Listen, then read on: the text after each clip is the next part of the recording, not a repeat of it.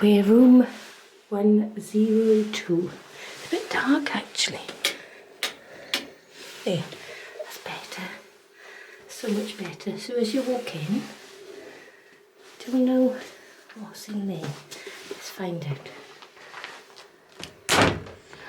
Oh, that's a safe and a wardrobe by the looks of it.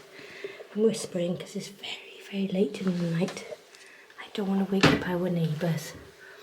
Pandy's coat splattered all over the bed there. And our room. Wow, I don't know why I thought it was going to be like a bit bigger, I don't know. But it's absolutely perfect. Just had a quick look in the bathroom.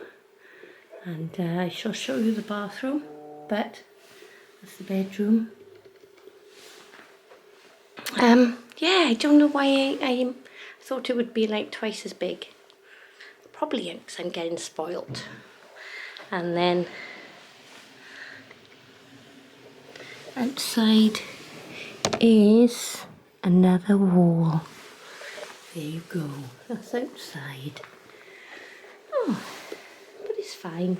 I think this was £117 a night, something like that. Not what I was expecting, I've got to be honest. But the guy was wonderful, wasn't he? Who checked us in. Yeah. That was very noisy when I opened it, so I didn't want to open it again. And this is the bathroom. Looks very clean. There's me. Yeah, a bidet, toilette, and lots of towels, which I like, a hairdryer, stool, in case you need to sit down while you're showering. Yeah, all looks very nice. And Hotel Giorgione. There you go. I really must only check into places that I can say in future, because I couldn't ask anybody where it was, and I researched how to say it as well and I've forgotten.